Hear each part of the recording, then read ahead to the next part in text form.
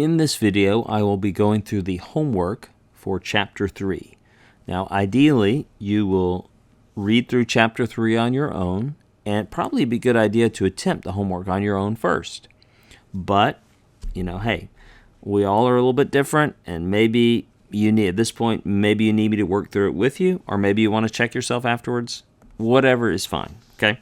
So what you need to be doing is writing out these Greek words. Also, notice, write out the Greek alphabet from memory, just alpha, beta, gamma. You can sing it delta, epsilon, zeta, eta, theta, iota, kappa, lambda, mu, nu, psi, omicron, pi, rho, sigma, tau, upsilon, phi, chi, psi, omega, right? I wrote out the lowercase letters there. So you need to be able to do that.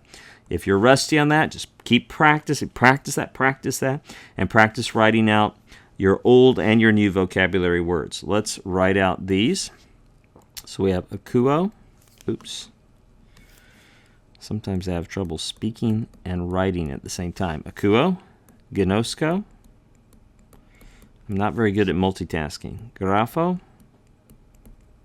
Notice this is intentional when I'm dipping below the line like that. That is part of the way that you correctly write those. Ami.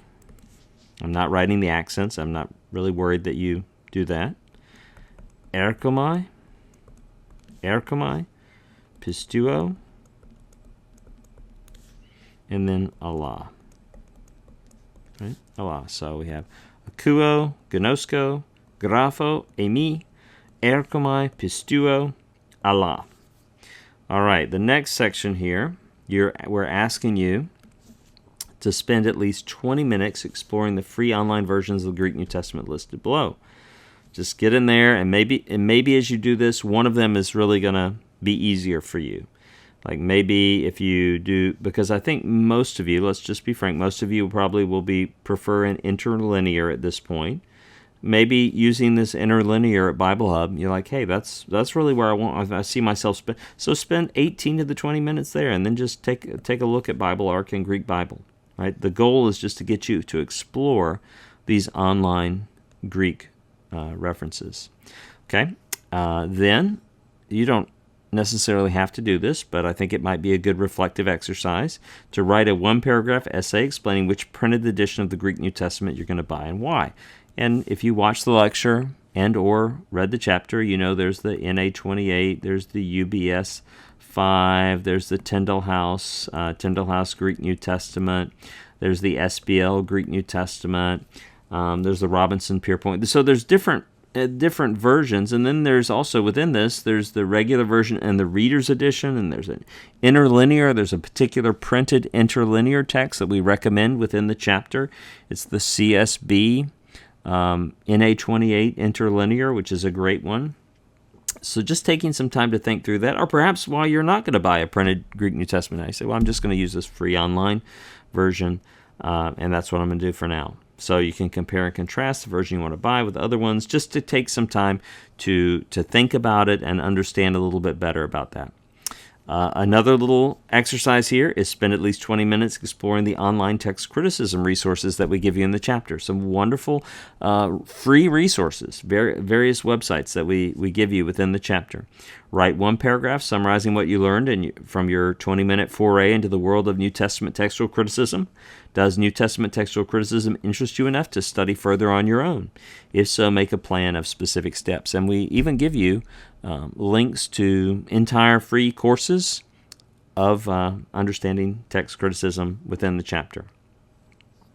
The final section here is for you to read through this text of James. This is the Epistle of James, just chapter 1, verses 1 through 12. So I'm going to read through that slowly now so that you can follow along with me. The key, and I've said this many times, so the key is just to do it. Even if you feel like you're stumbling sometimes or not getting it all accurate, don't worry about it. Just get in there and practice pronouncing Greek words, sounding them out.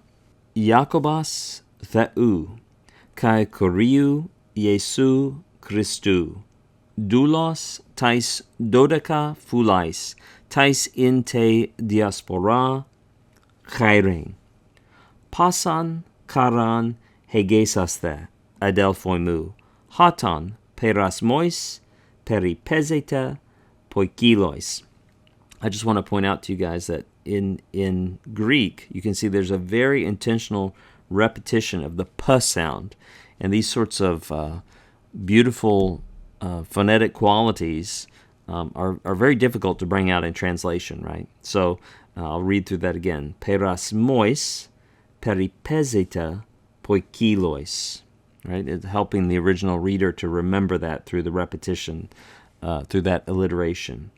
Genoskantes hati ta dakimion humon tes pisteos katergadzetai hupamanein. Heda hupamane ergon teleon eketo. Hina eta teleoi, pardon me, I'll say that one more time. Teleoi kai halakleroi in medeni lepamenoi. Make the text go up here just a little bit. Verse 5.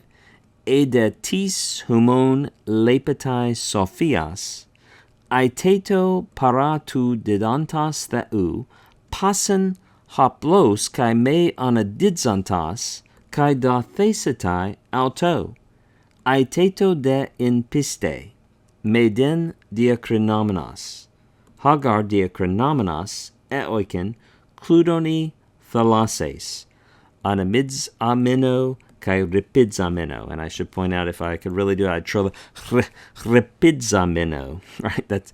That rough breathing mark is telling us to trill ripidzameno. So it's anamidzameno kai ripidzameno.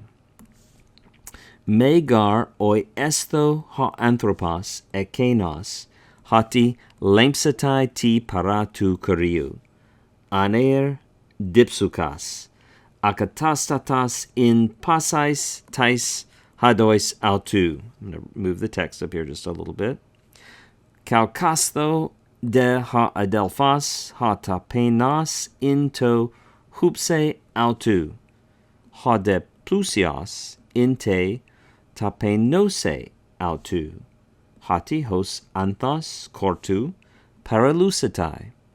Anetelen gar ha helias. Sunto kausoni, kai exeranen ton korton, kai ta anthos autu exepezen, kai heu prepia tu prasopu autu apoleta, hutos kai ha plusias intais poreais autu maranthesetai, makarias aner has hupamene perasman, hati dakimas ginamenas, lempsetai ton Stephanon tes zoes, hon epengelata tois agaposen auton.